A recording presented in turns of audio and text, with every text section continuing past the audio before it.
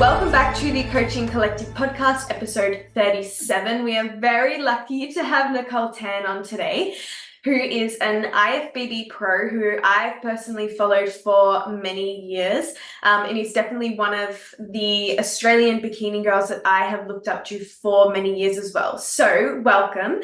If you could give us a little bit of an introduction about yourself, starting from like the starting point of your journey to where you are at now, that would be awesome. What's going on, guys? Thanks for having me on the podcast. It's always so good to connect with people, especially from over East. So I'm really excited to be on your podcast. Basically, I think I've been doing this for probably around over 9 years now. I actually started my fitness journey really, really late, which is something I think about all the time now, that if I started earlier, would I be further into my career? Because obviously now there's like more and more young girls starting so early. But I was a very, very normal teenager slash someone who's in my 20s. And I actually only stepped into the gym at 21. Oh, So wow. I started really late. And I think one of the first few reasons why I started, I guess, going to the gym and things like that is I saw a before and after of I'm pretty sure it was another Asian girl's like glute growth progress. And it just blew my mind that someone could actually grow their glutes. I've always been someone who's always really active. Like I love playing sport and doing stuff, but I was really bad at all the sports that I did. I just knew that like I liked being active. Yeah. So when I found the gym and was actually not bad at, doing the gym stuff, I really kind of got into it. And then when I started getting more into it was when I actually started looking into nutrition. And I did that because I wanted to do like a little cut for the first time for this festival back in the day called Sarah Sonic. That's okay. So yeah, just very not bodybuilding at all. Just basically wanted to look better, to feel better. Like I've always called myself, even back in the day, like really skinny fat. And everyone's like, what are you talking about? Like you're not fat at all. I'm like, yeah, no, I'm not fat, but I have fat and I don't really know what I need to do to change my body. Like I didn't think that I needed to get any skinnier, but I knew that I wanted to look different and I just didn't really know how. So obviously all the online research started. There was not many people to follow back then. There was like a couple of forums and like the bodybuilding forums and things like that. And then really old school people like Paige Hathaway, like Dana Lynn Bailey, and is this girl called Michelle Lewin as well. She's like a Brazilian. I don't know whether she competed or not, but she was the one who posted all the booty Yeah. exercises. So um I really, really got into that. And then yeah, I met my partner when I was 21 as well. I just started going to the gym and obviously he's been going to the gym like a little bit longer, things like that. And then he actually started competing first. So that was my little bit of a taste into what a comp prep kind of a thing looked like.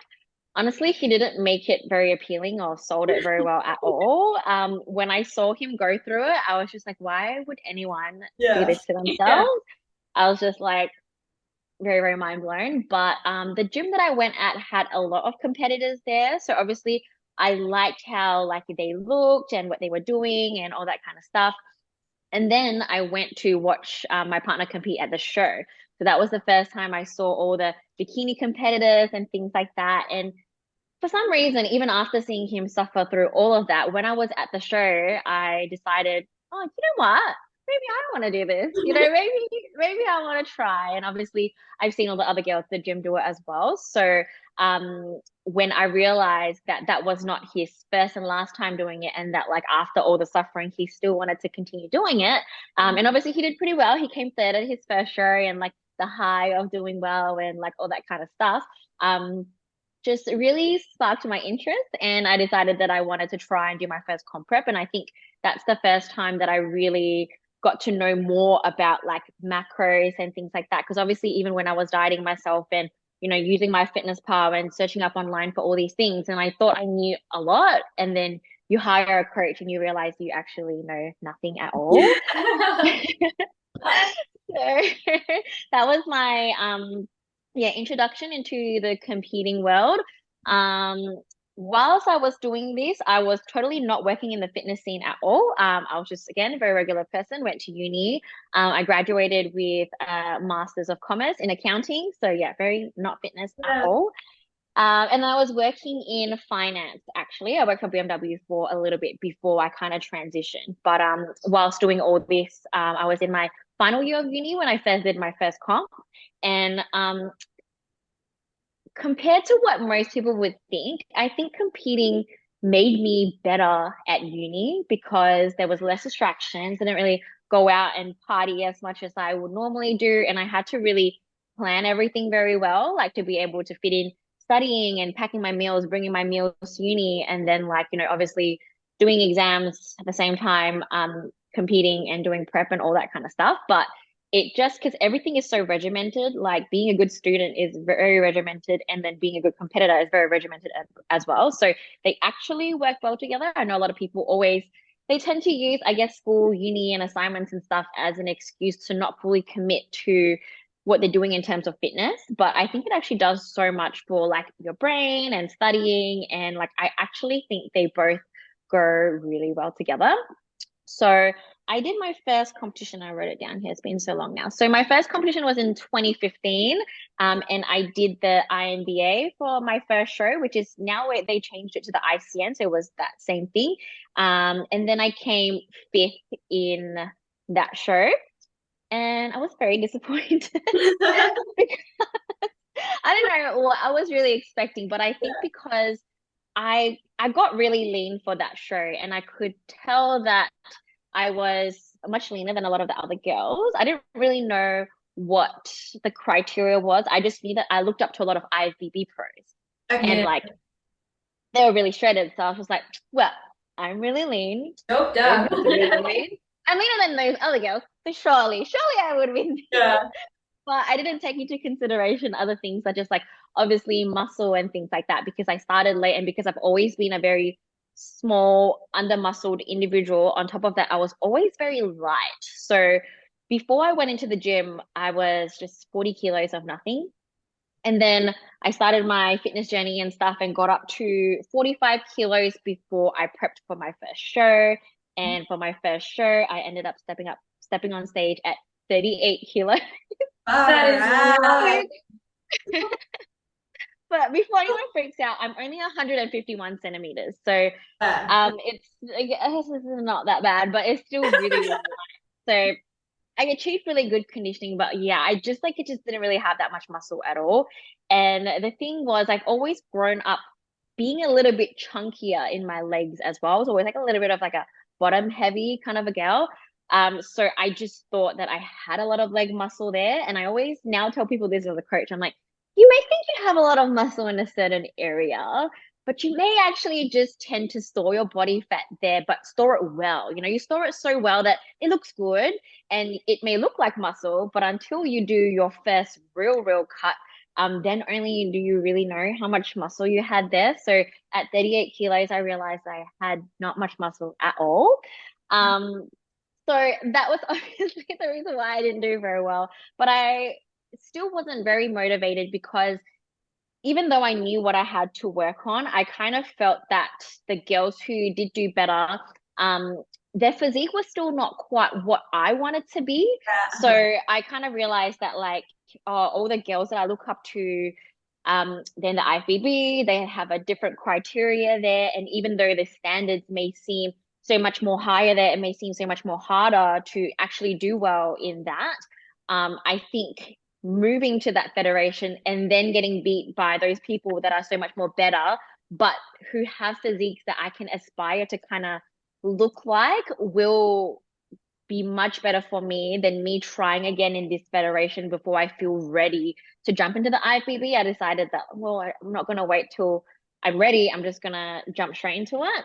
Yeah. So straight after that comp, got straight to work on like building muscles. So I know a lot of people struggle after their first comp with regards to weight gain and things like that. But I was actually, after being 38 kilos, I was so happy to see those scales go up. I just knew that I never wanted to see below 40 again, because obviously I started, being 40 all through like my, 20s and stuff like that. And I just never wanted to be lighter than that. And I knew that I needed to obviously like get to work building muscle. Don't want to waste time. Don't want to waste time being lean. Who cares about the abs? See you later. We'll see you again later. And just get to work really, really building muscles, getting my legs up, and especially my upper body, because I could see that was where I was really lacking, especially if I wanted to be an IFBB. The girls have nice cap delts, and that's what I really, really wanted. Obviously, at the time, I also looked up to Dana Lynn Bailey, who is a women's physique pro. I know bikini. I'm looking up to a women's physique pro, but she had amazing delts, and so Yeah. that was what I really wanted. Like we all just look up to who we look up to, and I just love the look of muscle, and I'm just really obsessed with the whole journey and process like that muscle building is. So I think that really saved me from the post comp blues. So I'm sure a lot of people who may be listening to this and maybe going through their first show, you may go through a hard time post show with the weight gain and things like that. But when you can shift your focus as soon as you can away from your body fat percentage and towards the actual muscle building process, understanding how long that takes, but also how fun that is and how fulfilling Yeah. that is, it can really help pull someone out of that hole. So thankfully 9 years later, I've never gone through again like a really bad body image phase, I would say, post comp, because even now, 9 years later, my feedback has still been to put on more size. So I've always waste no time in trying to hold that stage conditioning. We gotta start going on that muscle gain journey. So I Yeah. started building muscle. Maybe I should have given myself more time, but at this point, I was already probably like, I don't know, like 23. And I kind of felt a little bit behind, and I didn't want to waste any time. I wanted to just jump on the IFBB stage and just kind of see where I stood. So immediately the next year, season A, 2016, I did my first IFBB show. So I got, I think, did I get first? I got into the middle part of like the second call outs, I think somewhere around there. And then when we talked to the judges after, I think I fell around like the sixth place, and then obviously first call out was the top five, so just kind of missed out on that first call out, so that was sort of motivating. And then but I still decided to go ahead and do the Arnold's, which was 1 or 2 weeks after, just because it was so exciting. It was the second Arnold's in Australia, and like I really had FOMO the year before not going, and just seeing like all the fitness celebrities everywhere there, and it was such a huge thing back then. And obviously at the same time my partner was competing as well, and he was also going to do the Arnold, so I was like, well, if he's going to continue prepping to do the Arnold's, I might as well carry on, keep prepping, and go to the Arnold's. So when I went to the Arnold's, I competed just only in the novice class, and I managed to come fourth. So I was really, really happy Wow. because he placed top six Yeah. in the Arnold's. So I was like, oh God, I got a placing at the Arnold's. And that was so exciting. Got a little medal and everything. And that really started to kind of build my confidence from there. So obviously again, I knew that I needed to put on a little bit more size. Conditioning wasn't much of a problem at all. But yeah, I needed to obviously get to work on putting on more size. So that continued. 2017, I did my second state show. And during this time, I did manage to actually put on a little bit more muscle. So I came second in my state show in 2 classes. Yeah. So again, I was really excited about that. Like kind of really build my confidence, and I'm just like, oh, like things are getting better. I'm probably starting to improve and look better. And so I did Arnold's again that year, but I decided to enter myself into the opens instead of the novice class. And I came like ninth. So at that point, from the high of coming second in the state show, going to Arnold's and coming ninth, it was probably like my worst placing as an amateur now that I think back about it. I was like really, really disappointed in that one. But I remember exactly all the people who were like competing that year as well. There's a lot of people who were in the first call outs who are now pros. And the person who actually won my class is Asha Courthard. Do you guys know who she is? Yeah. Uh-huh. Yeah, so she's now a WBFF not bikini, not fitness, but figure champion. So she Oh, just had yeah. that much muscle. Even as IFBB bikini girl, she was so impressive, but they wouldn't give the pro card to her because she was too big. So those were the people I was up against Yeah. in my short bikini class. So again, I was like, oh my God, I'm still too small. And especially in my legs, because Asha had amazing legs. So I was like, all right, I need to do something a little bit different. And I think that's when I started going into powerlifting. So I was like, oh, at that point I started to follow girls like Lauren Simpson and Hattie Boyd and stuff like that. I knew they're WBFF, but like they were girls who were also a little bit on the smaller frame side when they first started. And then obviously started to build a lot of muscle. And I found out what they had in common was that they were very strong. And they both did like powerlifting. They could like squat a lot of weight and things like that. So I was like, you know what? Maybe I should do some powerlifting because obviously all the powerlifters have big legs. Why not? I was just willing to do whatever I could at that point. So I got a powerlifting coach to help me with my programming. And then yeah, so they did my programming and I still had a regular like bodybuilding coach to do my macros and stuff for me. So we did that and I decided to compete again that same year. So after the season A of Yes. competing, and then the mid-year short off season of doing some powerlifting, I was like, let's do it again. So did the state show. And I came second again, which was okay, but like I was still really disappointed with that. Still not very happy. So I decided because I wasn't very happy with that, that I wouldn't go on to do the nationals. I was like, look, I just need some time off. Let's just not. I already competed, 3 times this year. It's more than enough. I decided to go on a holiday instead. So I love traveling, by the way. So yeah, I decided I wasn't going to do the national show, skipped that, and decided to take the whole of 2018 off competing altogether. And this was the first time I took a full year off bodybuilding, but I caught the bug of competition. Like I wanted to do something to keep motivating myself, and I still love training. So a lot of time when people take a bit of a break, they take a little bit of a break for training as well. I think I did kind of pull back a little bit on being too pedantic with my nutrition, but I was full on into training and I decided to do a couple of powerlifting comps. I did like 2 powerlifting comps, I think.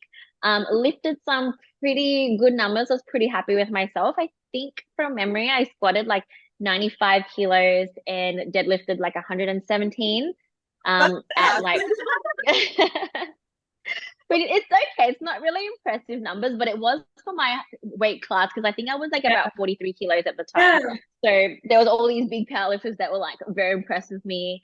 And I always kind of brush it off that like, oh, it's just because I'm short, I don't have to squat that far. So, that's why. And I think it's just, yeah, my body proportions as much as I wish I was built for bodybuilding, I've always been told that like, oh no, your body proportions are actually very well built for powerlifting in terms of, limb length and stuff like that, my height and like arm length.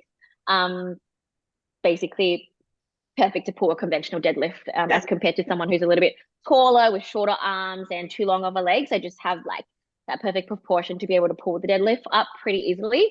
My bench wasn't that impressive, but that yeah, you can tell from like how the body is just like the bench. We don't need her. So all through this, I really enjoyed the whole powerlifting journey, but I always knew that I was doing this at the end of the day to still progress in my bodybuilding journey.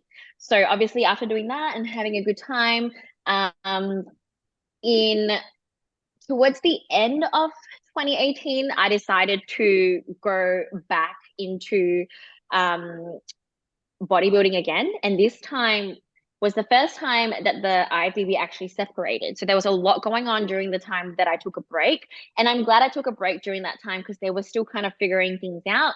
And they finally did the split in 2018, and a lot of the criteria changed. So the posing has changed as well. So it was more like the pros in America, how they were doing it, just the front and back pose. And the back pose was the one with the arms down, as opposed to back in the day, we did a little bit of like a little lat spread thing, similar to what the IFBB Elite is doing now. So I didn't really think my shape looked that good with that style of posing, especially with their front pose being fully front on and things like that. I'm a naturally a little bit more narrow of a girl, so I don't have that wide clavicle, small waist kind of a situation when you're front on.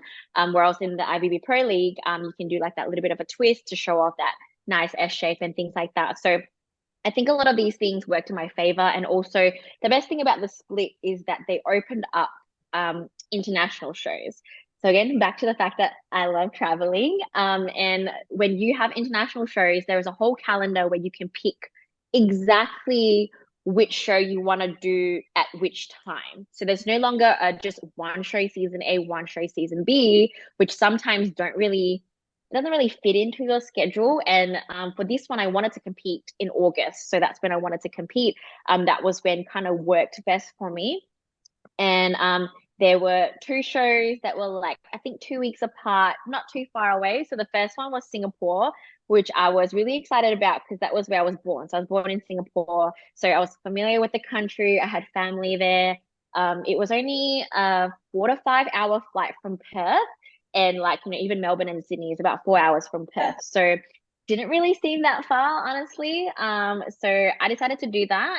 The best thing again about those international shows is they split the height classes exactly to a number. So for example, class A would be 156 and below strictly. Whereas in Australia, because you don't have enough competitors, they just grab everyone and then they split it in the middle. And then it's like, all right, you guys are short, you guys are tall. And me being shorter than short, a lot of times there was girls that I was competing against in the short class that were like still very much taller than me. So I got put in my very fair height class where everyone was pretty much kind of like my height, and there was enough competitors competing for them to be able to do like a good comparison with all the short girls. So I got my first IFBB win in Singapore in the international show. So I came first in my height class. So I was really, really happy about that. And then I fought for my pro card for the first time, which didn't even occur to me because at that point, all I wanted was to win. And honestly, all I wanted was a trophy because ever since then, even when I came second, they only gave out medals as opposed to prior to that. Like I say, when my partner first came third on his first show, he still got a trophy. So if you can see behind here, most of the trophies don't actually belong to me. They all belong to my partner. And then the medals at the bottom are mine. So I have lots of medals, but I just really, really, really wanted a trophy. So unfortunately, in Singapore, even when you come first, you still only get a medal unless you won your pro card. Then they give you a trophy. So I was like, oh, I didn't win the overalls there, but it was fine. I just wanted to win. And I got my first win, and it was in the country I was born in. So it was all really, really good. And then for some reason, this was the first time that, like, even though I was on a high and I was enjoying everything, I think my body was just so tired. And I was overseas for the first time. And even though I knew I had a comp in 2 weeks, I got to Singapore and I was like, you know what? I don't think I want to continue dieting for the next 2 days that I'm here. I'm just going to eat whatever I want, and we'll probably still go to Vietnam, but I don't want to compete anymore. I'm done. Like, I just want to enjoy the rest of my holiday. So I went on and enjoyed like 2 days, 2 to 3 days, I think, of eating whatever I wanted in Singapore. And then I came back to Perth and I was like, you know what? I think I'm just going to try and get this fat off. And, I'm already registered. If I make it, I'll do the show. And if I don't, we'll go to Vietnam anyway. So I decided to diet back down. I had 2 weeks. So managed to actually get back down and then a little bit leaner as well for some reason. So like I said, the body is crazy sometimes. And I think it was just maybe having that short break was good for me and my body as well. So came in leaner, went to Vietnam, and I won my class there again. Fought for my pro card again. And this time I really wanted it for some reason. Obviously, because I think it's the second time fighting for it.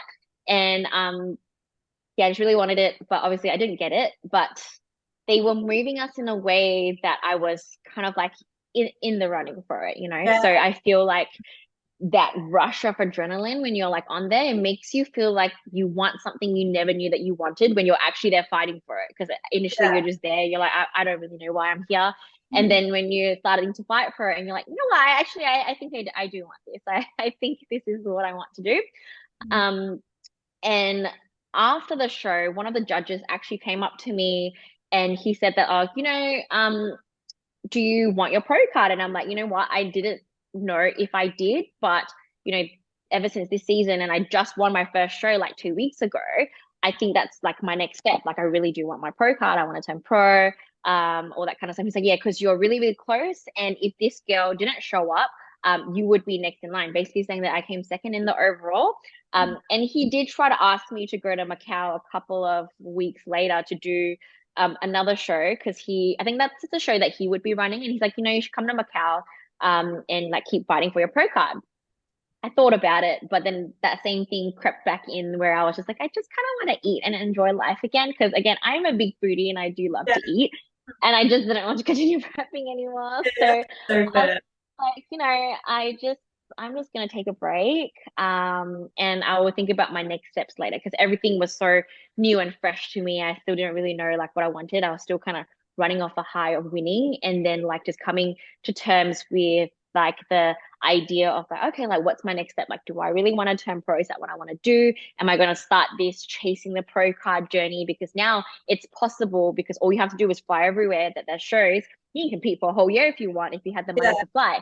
And you could just keep chasing it. If you're that close, you can just be in prep for a whole year or that kind of stuff. So I had to think about if that was what I really wanted.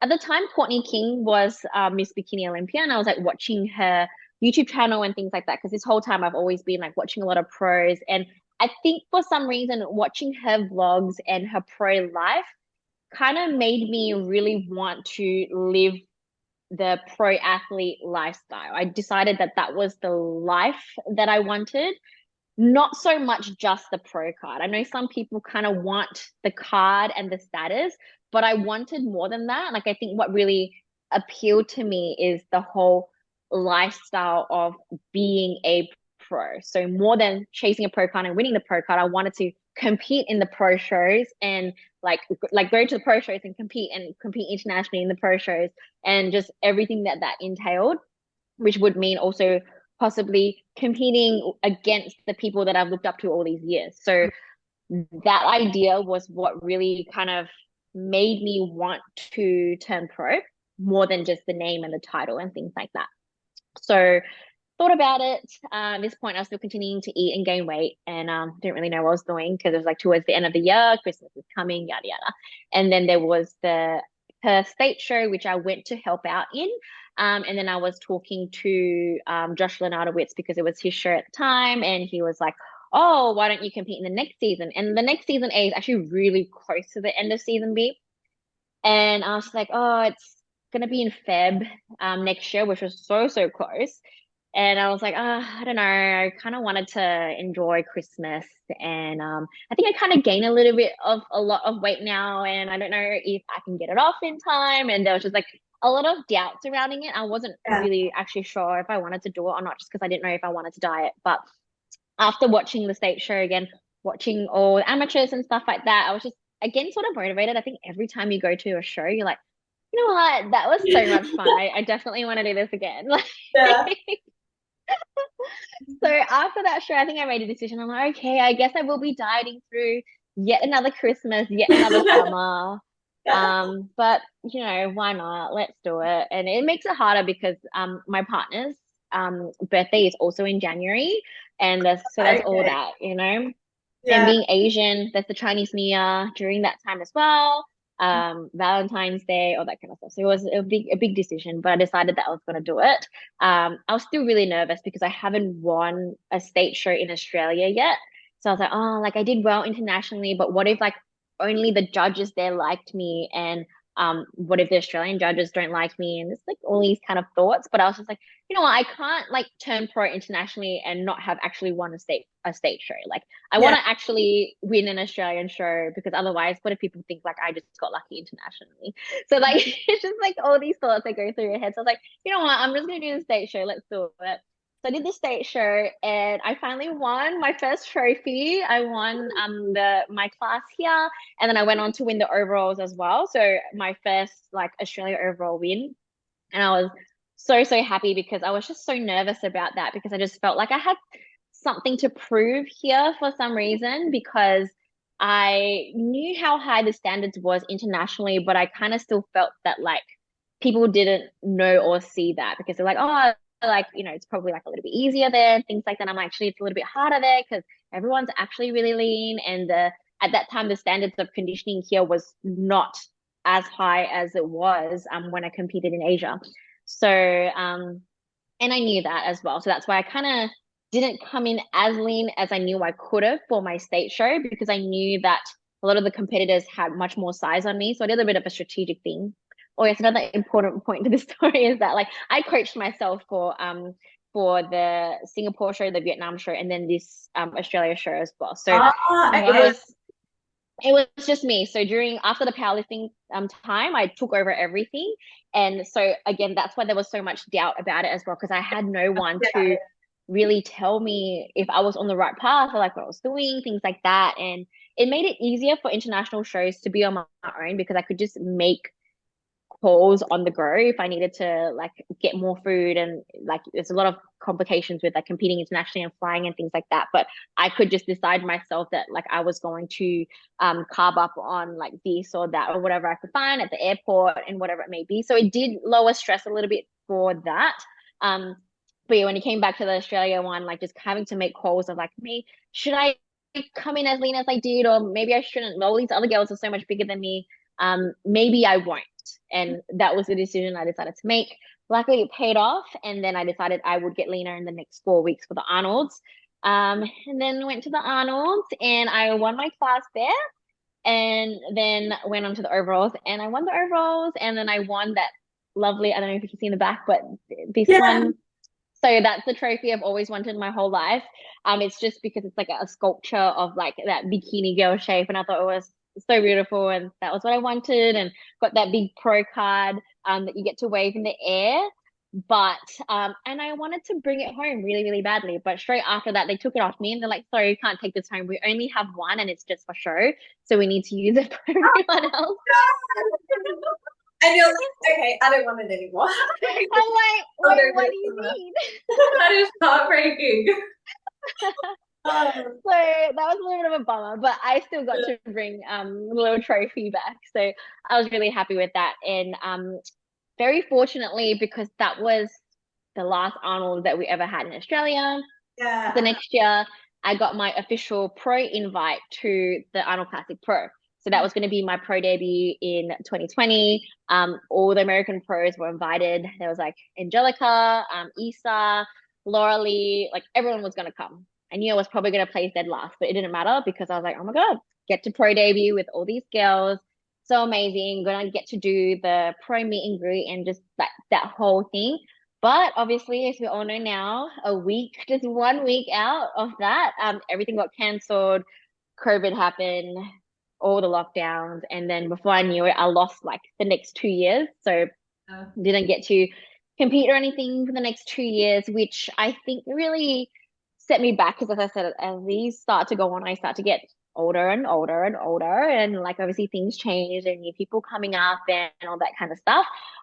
So I did hire a coach during that time, but at the same time, without having stepped on stage, it's hard to know because when I stand alone, it's hard to really see how small I am.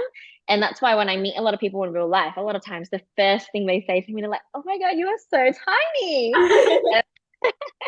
And I don't even know whether I'm happy or not happy about what they say. I know it's mainly to do with my height, but it's just like when I stand alone, one, I don't look short until someone really tall stands next to me. And secondly, like I don't look that small alone. But when I step on stage as a pro, which I did in 2020 in the Australia Pro debut. There is no height classes as a pro. It's just a free for all. Everyone just jumps on stage. Doesn't matter how heavy you are. Doesn't Yeah. matter how tall you are. There's just one division, the pro division. That's it. And that's when I realized also like, oh my God, like I'm just really small compared to everyone else. And it's not just like, yeah, like muscle, but also just how am I going to compete with all these girls that are like a head taller than me and their clavicles double my size? And like they're always just going to look that much bigger. And yes, of course, they're like heavier than me and they have more muscle and things like that. But then it started to kind of sink in that it's like, you know what, this whole journey as a pro is going to be so much harder than I thought it was. See, at my pro debut, I came fourth, which I guess is okay. But I was still like really disappointed because I just thought that like I would have done a little bit better. Um, and yeah, so I was like a little bit disappointed, but I was happy with how I looked like. But also, again, I haven't stepped on stage in so long. So I personally, now looking back, I don't think I put on as much size as I should have during those 2 years in COVID. I think once you stop competing and comparing yourself to others and going through that whole thing, you just kind of go into it blindly. You don't exactly know what you have to work on, especially coming off a pro card win. Like, how do you even know what you need to do to get to the next level of being a pro?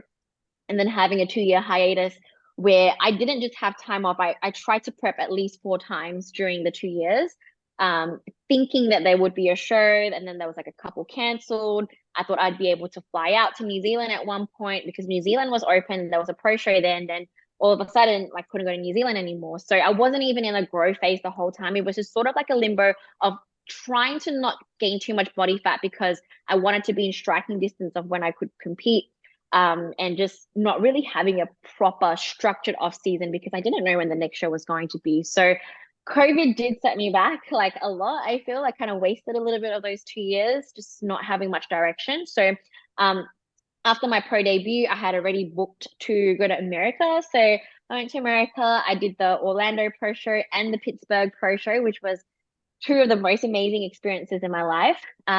Obviously got feedback there. The first show, they wanted a little bit more upper body from me. And then the second show, obviously, which was the Pittsburgh Pro, I got to speak to Tyler Mannion. So I obviously really look up to him, and I like hang on to every single word that, he said, which is not a lot. It's just kind of like, we really like you, but we want to see like more of you, like more everywhere, just kind of grow everywhere has always been my general feedback. I've never really been told to grow one specific area or tone down a specific area. It was just always grow everywhere. And they always, for some reason, tell me to be careful not to take it too far. And I'm like, look, I've been trying to take it too far for a long time. I haven't hit the too far mark yet.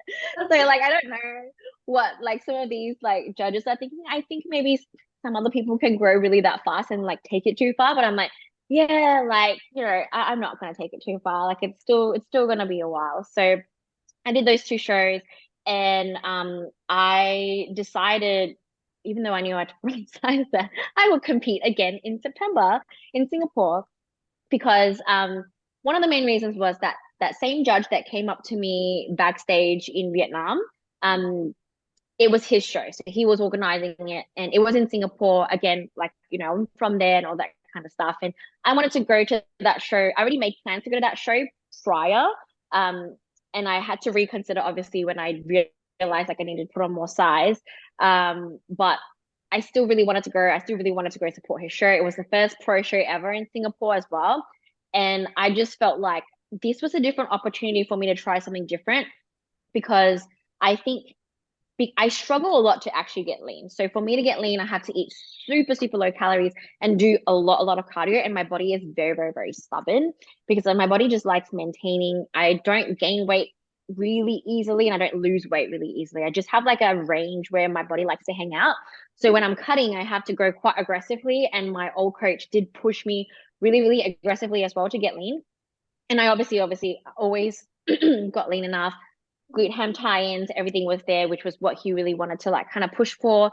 And when I competed with the pros, I realized that I had deeper glute hamstring tie-ins, and even in Australia than like some of the other girls who placed higher than me. But it didn't really matter if you didn't have the size there. Like the size and density and shape and everything is still number one. So again, the conditioning game wasn't going to carry me through without having enough tissue. Yeah. So I felt that like I definitely would have lost tissue during the whole dieting process because I had to diet so hard. But now I had a chance to start from being already stage lean, and I had 12 weeks. So 12 weeks between coming back from Pittsburgh to the Singapore show. So I'm like, this can be something different to see if I can bring a different look, because now I'll be growing into the next show because I don't have to diet anymore because I'm already like lean enough. And this may be something different for my body, and I just want to see what I can do with that. So I decided to do that, and like it worked out really well. I think I added a good 500 grams of stage weight in that short period of time. and I was like visibly leaner as well. So it could be a mixture of that, like I really was leaner, but also when you do have more muscle tissue, you appear leaner and harder and all that kind of stuff. So I managed to put on some size there, and I took home like sixth place in Singapore. That was cool. I got a little tiara and everything. So that was my first placing as a pro. I still wanted to place a little bit higher. So again, I was happy, but still a little bit disappointed. And but overall, I still knew what I had to do. So I that was the first show I didn't feel too small in for some reason. I did see that like I had a lot more density than a lot of people. But yeah, the feedback at that show was a little bit weird. For the first time ever, my feedback was, oh, your delts and quads were a little bit too overpowering. So I was like, well, oh, that's different. That's I can kind of see that. But also I was just a little bit confused, but also after being disappointed from the placing to getting that feedback actually made me really happy because I was still thinking about what Tyler said to me to grow everywhere. So in my head, I realized that like, oh, well, so I ticked two of the boxes of the muscle groups that I had to grow. And so next off season, I mean, I'm not going to downsize my delts, but I'll grow my arms a little bit more to kind of even that out and the back a little bit more as well. And I'll leave my quads as is, but grow my glutes and hamstrings more.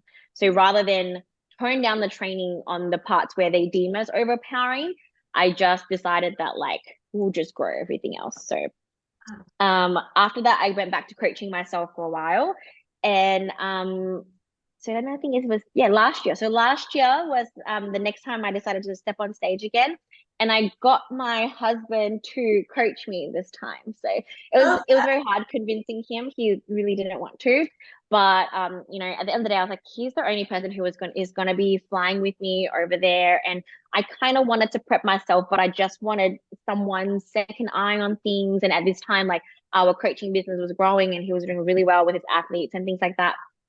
And I saw like the level of detail and care that he put into everything, and I really just wanted that for myself. I wanted someone to coach me who actually was as invested in me as I am myself, and actually wanted me to do well, and most of all like believed in me. I think more than you know, being good at like doing macros and programming and stuff. I'm like, I know how to do all of that myself. I wanted more of like just someone to believe in me and want me to actually win and like be on my side. Which is a really weird thing to ask of a coach, but I'm like, yeah, that's all I need. So I guess I'll just get my husband to do that because I know how to do the rest of the things.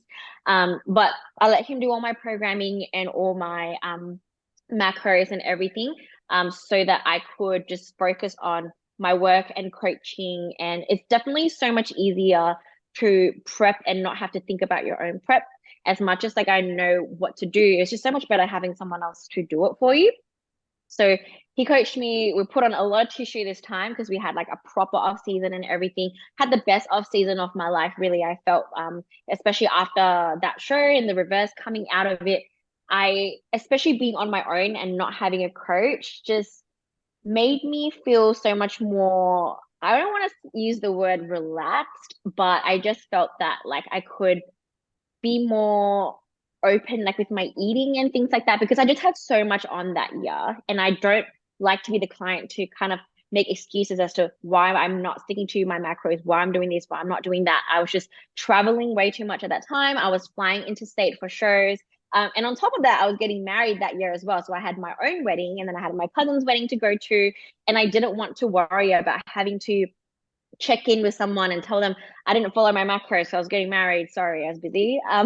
So I rather just take that stress all away and like do it myself because I know now it's just part of my lifestyle. Even if I don't stick to my set macros 100%, if I go out and eat more, if I'm traveling more, I know what I'm doing. And I just don't want the feeling of like letting someone down and for someone to see me as not as dedicated to the process as someone else and things like that. I think that will kind of um hinder me more than actually, you know, being like good with things. So yeah, I just had a really, really good off season, I feel. And then obviously that led on to a really good prep. And I managed to put on I think like about a kilo stage weight that I put on. I was visibly so much bigger, lean as I've ever been. I was having striations on my glutes. I was getting worried about it and things like that. yes, I was really, really happy with how I was looking, the whole package I was bringing, and how the whole prep and off season went. I didn't feel like I had to sacrifice a lot of my happiness and my work and traveling and things like that in order to make these improvements and still come in leaner than I've ever been, just because I've decided to just let go of the reins a little bit in the off season. Because and that was something I really wanted to prove to myself, that like you don't have to suffer year round, especially in the off season, to be able to bring a really good physique. Like I wanted to live the best life I possibly could, enjoy my time with friends and family, be a really good coach, and be fully invested in everything else that I was doing, and still make progress. So obviously, I managed to prove that to myself. I made progress. Went over to Vietnam and Korea to compete this time, and again, still didn't do very well at all. So no top call outs in those, and the feedback was again that I just didn't have enough size, and I could clearly see that as well. Like I think just I don't know what happened, but like everyone just got so much bigger. Like again, like every year I go back, I'm like, everyone is growing so much. Like they're just as lean, but like so much bigger. And I just lacked a lot of that density. And luckily, when I talked to the judge in Korea, and he said the same thing. He was like, "You're like perfect as you are. We just need to just like you exactly as you are, just inflate it everywhere else. Just like it's just a bigger version of what you are currently." And I sometimes they don't say specifics, but I did ask him like, "How many kilos of stage weight do you think I'd have to put on?" And then like he said, like probably like 2 to 3.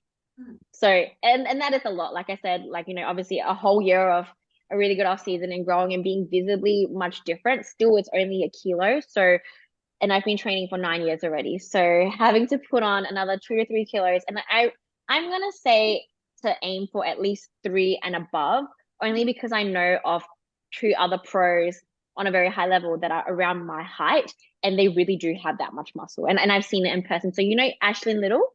Yeah. Yeah. So she's the now other person I know and I've seen in real life. We are the same height, but she's just so dense. And I know like her stage weight and things like that. So me and my partner realized that that would be a good kind of number to aim for. I know it doesn't always translate to how you look, but yeah, it's a lot of muscle that I have to put on. So that is the journey I'm currently on, to put on 2 to 4 kilos of stage weight. Yeah. Man, I love listening to people I like know. drive. It feels so long, but it has been a long journey of 9 years. Yeah. But like even Ashton Little, every time I see photos of her, she is so dense. Like, and she just looks so like powerful. Like you look at her and she's like a little firecracker because she's like Yep. you can tell when she's in the lineup against everybody else in like a call out, she is quite short and little, but like she still like takes up the same amount of space, if that makes sense. Like you don't look at her and you think, oh, she's like super small. But throughout your whole entire journey, you mentioned that like there have been many moments whereby you've been disappointed. And I don't doubt like coaching yourself would have been even harder because you don't have someone to sort of provide you with that reassurance and whatnot. What has been sort of the main thing or the main driving force behind you to like keep going, like regardless, and just keep sort of moving forward and keep pushing for progress and not letting sort of the placings or anything really dishearten you?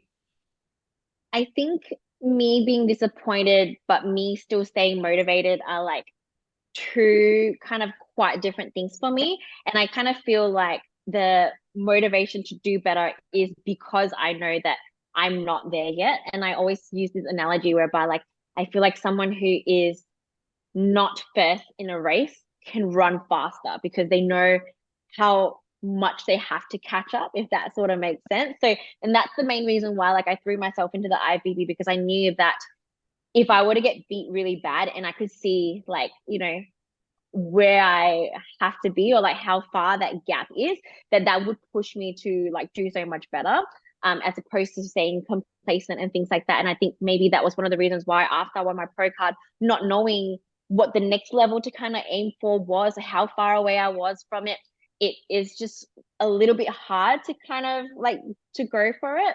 And I think even after my feedback in Singapore of me having my delts and quads a little bit too overpowering, and there was still a little bit of doubt as well. going into the next show of like, oh, is still some of my body parts too overpowering? Like, am I too lean? Is it too much of whatever?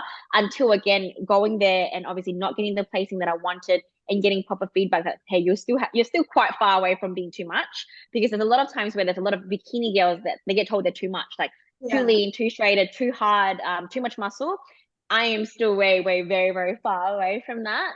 So I think that's going to make me really be able to grow even more all out in my off season and in growing and in training and everything, just knowing how far I have to go. So I think I'm a weird one that I'm like motivated by like not being where I want to be, as much as that is disappointing as well. But Yeah. I find joy in the process. Yeah, no, that makes sense. And I feel like as well, throwing yourself into the deep end and knowing that like you wanted to compete in IFBB and then knowing that you weren't going to place as well as like you would initially hope to place in your first season, I feel like it gives you motivation because you also get like a clear cut criteria of like things you need to work on. Yeah. There's no like ifs or buts about everything. Like you're up against people who like you want to be competing against and like you're up against the best and in the federation that you want to be in, so it's so easy to sort of use that as motivation. Because like I'm doing, this will be my first IFBB season and like I know I'm going to be outsized by people and whatnot, but I feel like I want to see exactly where I need to improve and like exactly what I look like against everybody else, so that then I can use that as like a driving force moving forward, if that makes sense. Because like you want to be against the best people, like you don't want to do anything on default, like you want to be the best of the best, if that makes sense. um but yeah. Yeah. I'm Yeah. a firm believer in your competition makes you better. Yeah. And there was no crazier feeling than, especially when I was at the Pittsburgh Pro. It was a mini Olympia that year because like Yeah. everyone was there. That Janet came back that year, like India came back that year as well. And then there was Ash. Yeah, there was Ashley Kotwatsa. There was yeah, Janet, and then like Laura Lee and like all of them, obviously like Ashlyn and a lot of other people as well. And it was just like, yeah, standing next to them and just like it was really not stressful at all, because you're just like, I'm not gonna beat that, but it's Yeah. like, like so it was actually just so much fun. Yeah. And you just walk away from that feeling so motivated, because even though I was just like an absolute nobody, like they all still took the time to like talk to me, and some of them are like, oh yeah, I follow your progress on Instagram and stuff. I'm like, you follow my progress on Instagram as well. Like, and it's I just can like I imagine just not being yeah. starstruck at those shows. Yeah, I know. I'll be like trembling on my words. Exactly. Yeah, and these are the moments where you're like, this is what I dreamt about as an amateur. Like when I Yeah. first competed, and like now I want to win, but like back then, like it would have been a dream to even be at the Pittsburgh Pro. That's just crazy to me. So I kind of felt like, that being able to compete at the Pittsburgh Pro, even though I was going to be in the last call outs, was sort of like my reward for all the hard work I've done for the previous years, and like fulfilling a dream per se for someone who was, fighting for that pro card. Because like I said, the pro card didn't mean as much to me as being able to compete as a pro. Like the pro card was just the ticket to, the next step. And that's why, COVID was so hard for me, because I was like, yeah, I have this title as a pro, but if I don't get to use this pro card I fought so hard for, what is even the point of having the pro card if I'm not going to use it? I'd rather be able to use it and get those experiences and get that feedback, and whatever happens, happens, and just be able to do that, and use the card, as opposed to like, oh yeah, now I've achieved this card. I know I'm not going to do well as a pro, so I might as well stop now. Which I feel like, a lot of people might just kind of fall into that, because when you're about to chase your pro card, you're on a high of winning, and you don't want to go from winning and doing so well and always being in first call outs to like now being a pro and like having to start from scratch again. It's quite hard to mentally sort of deal with. And I think COVID has helped me deal with that really well, because I was like, when that gets taken away from you and you're like, I just want to be there more than anything in the world, like that the placing didn't even matter. I just wanted to be able to fly to America and step on stage there would just be just a blessing in general. And, whatever happens, happens. So I think, maybe it was a blessing mentally for me to like prepare for that. Like, no, it's still every pro show that I get to do, I'm just like so thankful for, because there was a point in time where I couldn't do no pro shows. So being able to compete is definitely a big privilege. Yeah, when you were in the US, did you sort of sit and reflect and think like far out, like this, like I'm literally sort of living the exact life that like I want to be living? Because I feel like in Australia, because we're so far away from everything, it is so like crazy and so exciting when you see girls like fly overseas and like compete in the US and everything like that. And because it's not as common here, like competing internationally, were you just like, was it just like the best moment of your life whilst you were over there? Yeah, I think after the first show. So I think when I went in to do my first Orlando show, I was still very much focused on like wanting to do well. So I was still in like that competitive mindset before I was able to like kind of soak it all in until a day before when I went to the pro athlete meeting. So in all the pro shows around the world, all the pros have like an athletes meeting a day before.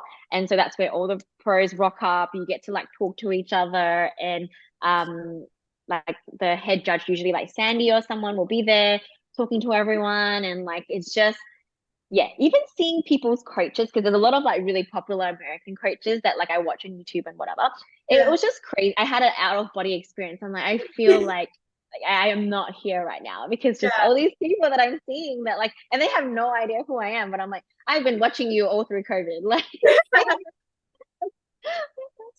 Yeah. yeah. So that was when I started to be able to kind of like, oh, like this is more than just I'm here to, get a placing and stuff like that. It's just like, yeah, this is living a so-called like dream of mine that I've had for a long time. But yeah. Exciting. I know. I feel like if I was in a room like that, I'd be the exact same. Like, oh, I'm subscribed to your YouTube. Like, oh, I'm subscribed to your YouTube. Like, I know what you ate, like on this specific day, because I watched like what I ate the day and all that. What do your future plans look like in regards to competing and just like business and life and everything like that? So I'm really, really focused on business at the moment. So yeah, basically after I first turned pro was when I started doing comp prep coaching. So prior to that, I was doing a lot of PT and online coaching. And then my online business really started to take off after I just after turned pro it started, but more so during COVID, it really, really started to take off that online coaching space. And then I made the swap from doing face-to-face PT to being like fully online. Now I still do some face to face, but yeah, like basically full time online coaching. Me and my partner started the company together about like 2 years ago now. We have like coaches working under us. So very, very much focused on like work at the moment, doing all of that. Trying to, obviously grow like my client base, obviously grow my education, my knowledge, things like that to be able to be the best coach I can be. And also I think me being a little bit of a nerd and always wanting to like learn more and also still being on this muscle journey myself, a lot of like my hobbies, I guess, include a lot of like watching YouTube or listening to podcasts that is very much like fitness based or hypertrophy based and like doing all that kind of stuff. Like my free time and enjoyment time ends up being like sort of like work, I would say, even though it doesn't feel like work to me at all. So that's what I'm mainly focusing at the moment, like a lot of like education stuff and just really finding that there is no secret way, but I'm always finding for the best and quickest way. Cause I'm like, I'm running out of time. I'm like 32. Like, how can I put on these 3 kilos as quickly as I can? At the same time, that knowledge will also get passed on to like my clients and all that kind of stuff. And like I said, I got a little bit addicted to the winning feeling. So after like I won my program and I started coaching clients who are competing, I realized that when they won, it really felt like I was winning as well. And I was able to get that high of winning through them. And I think it is pretty addictive, like that feeling of winning, especially like I said, after going through a high of winning yourself and then swapping over to a different kind of winning since I was not able to compete for those 2 years and really focusing on my clients' wins. Whether it be, them actually winning a show or sometimes winning is just even just placing, sometimes just someone just wants to place or like qualifying for nationals or even just a lifestyle person wanting to lose a lot of weight. I find a lot of joy in that. So I've just kind of put my competitiveness into that side of business and coaching. At the same time, obviously still trying to grow. But in terms of future competing plans, it's the first time in my whole life that I haven't actually have a date sort of set in my mind because I went through a little bit of I wouldn't really say downward spiral, but like after these batch of shows was the first time I actually thought about, should I just stop competing now? Like, is this now finally enough? I did 11 amateur shows to turn pro.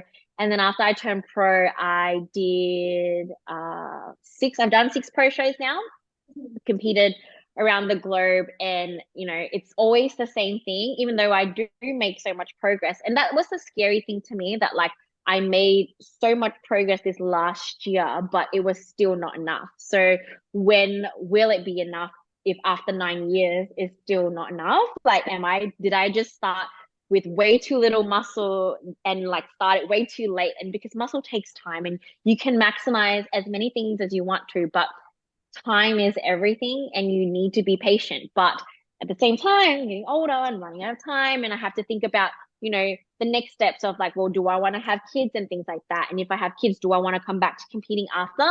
And I've always known to myself that like, once I have kids, that is retirement for me. Like, I'm not going back. I don't think my body will be able to bounce back from that, because I chose to have kids this later on in life, as opposed to, for example, Janet is the best example, because she is just like, her kid is now fully grown and you would just not be able to tell she's a mom. She looks so young. Her waist is so tight. Like, but I feel like that can only be achieved when you have had kids so young. And as you have kids a little bit older, I think like, it's probably time to like move on from it, maybe.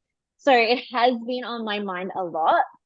And so I went through a couple of weeks of like, I don't know if I want to continue competing. But at the same time, I think I just love it so much that I still can't stop thinking about it. Like, even when the new calendar came out, and I know I'm not competing this year, I still went to have a look at it. I just wanted to see, I just want to see what shows I'm not going. I just want to look. Yeah. So there's a few things that I'm still doing that I guess is my body trying to tell me that like, hey, like, you still really love this, as disappointed as you were about, not placing the way you want to place. Maybe you still have a few more in you, maybe. And I guess the saving part is that like, I do love the process and I love the muscle building process. And I've told everyone this, even my partner, because he's like, no, you can't give up now. But I'm like, maybe I want to. But at the same time, I'm like, even if I don't set a date to compete, or even if I don't compete again, I love the way I look with more muscle. And after putting on that much muscle last year, I got even more addicted to it. And I liked how I looked even more. And regardless of, whether I compete or not, I will do exactly everything I'm doing right now, because I'm still going to train. I'm still going to eat to grow. I'm still going to train to grow. And I still just want to get bigger in general. Whether I choose to step on stage or not will be a totally separate thing to me continuing to chase the goal of putting on the 2 to 3 kilos of muscle, which is like, again, like the goal that judge has set for me and things like that. So I guess in a way, it doesn't really change anything whether I choose to step back on stage or not. But I want to definitely make sure that I have put on some extra tissue before doing so. And so this time I'm definitely going to give myself this whole year to be able to focus on that, focus on growing. And so I can also obviously pour myself fully into coaching and business, and obviously having the mental capacity to do things like that, like, do podcasts with you guys, and maybe put more into my YouTube channel. And just when you're not dieting, you just have so much more brain capacity to do so much more. So I think it's going to be a really good year of me being just like well filled. Like, I'll still be chasing everything that I want to, but just knowing that I don't have to diet like anytime soon, I think I can pretty much enjoy both ends, like still live exactly that pro life that I want to live, because I'm still training, I'm still eating and all that kind of stuff, but still have that flexibility to be able to do other things if I like to be able to travel more, and again have that brain capacity to do more things for work, business, and just the creative side of things with YouTube and Instagram and stuff. Beautiful. And do you have any specific tips for first-time competitors, or sort of things that you wish you could have told yourself early on in your bodybuilding journey? Yes. So I guess the main thing is that like your first show will always only be your first show. And it's better to kind of go into it knowing that like your first show is going to be your worst show. Yeah. And like that's actually going to be a good thing, because you want to do that first show and you actually want it to be your worst, because if your first show was your best, then you're just going backwards, isn't it? You just Yeah. want to always get better. So you need to have a starting point to look back on in future. And the best way to know that you've put on quality muscle tissue is the tissue that sticks there with you when you're stage lean. And that's why you need to do your first show and get stage lean to see what that is. And then all the subsequent shows you do after that, you'd have something to kind of compare to actually see if you've been making progress or not. And I think way too many people will try to wait till they're good enough, like, especially like my clients, they're like, oh, when do you think I'm ready? I'm like, honestly, being ready is just picking a time that suits you. And the main thing is just like your schedule, right? Like you don't want to prep over a time where like, oh, my sister is getting married. Well, don't prep that season. Like do the next one, because like, things like that only come around one time. So you need to pick a season where you know that there's not going to be any major distractions or anything like that. And like you don't feel like you're giving up way too much in order to do this prep, because there will always be another show. And that's what first time competitors have to remember as well, that there will always be another show. There's so many shows now, some you may have to take a plane to go to that show, but like there will always be one. So don't rush into it, but don't wait too long either. Like just find a timeline that suits you the best. Yeah. And I think that also taps into like your feedback about like or like regardless of who it is, there's always more that you can be improving on. So like if you just wait out like year after year after year, like you'll still get feedback about something that you can improve on. So you may as well like obviously not rush into it, but like you don't have to delay it by years and years and years trying to go up there and like look like a pro. Like you have to sort of experience everything and sort of use your first show as like a stepping stone, and obviously like see whether or not you can really even like prep in the first place, or whether or not like it fits in with like your job and your lifestyle in general, and like whether or not you even enjoy prepping, and then sort of use that and then move into further shows if you really want to, if that makes sense. But yeah, well, we might wrap everything up here. Thank you very much for your time. It was so lovely listening to everything and sort of hearing all about your international travels. And I think as well, it puts into perspective, I know, especially for like first-time competitors that like are listening, how long the whole entire process takes. It isn't just like you do your first show, you do your next show, and then you win your pro card, and then like the next year you compete in a pro show. It's like a massive, massive commitment, especially if you are committed to like living that sort of lifestyle and everything like that. It's just such a massive journey. But yeah, thank you very much. Lovely. No worries. It was so much fun being on the podcast with you guys. Beautiful. We appreciate your time very much.